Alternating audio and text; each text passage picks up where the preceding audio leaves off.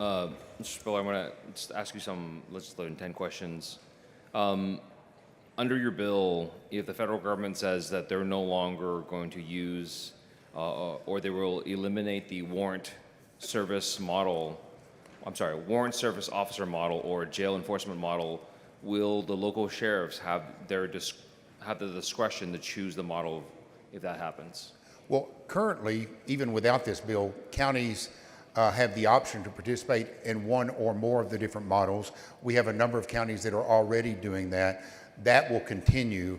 Under this bill, they would contract for a particular model, and that's the only thing that they're obligated to do under that agreement. So I'm just asking you because I was asked to ask this, but so in the question of under your bill, with your understanding of this bill, if the federal government says we're no longer going to use the warrant service officer model or the jail enforcement model, are sheriffs free to choose the model that they want?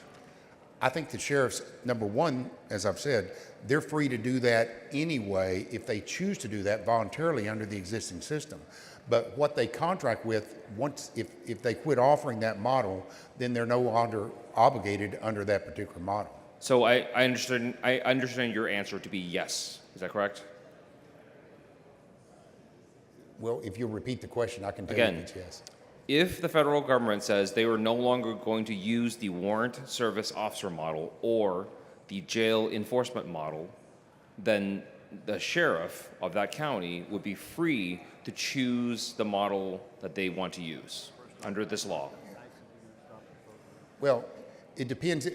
I believe the answer generally is yes, but I think it depends, because it depends if the entire program is going to continue, and under your scenario, if they're going to participate, assuming your question makes several assumptions, assuming that the program continues, but under your question, the warrant service model goes away, the jail enforcement model goes away. By definition, the only thing left is the task force model.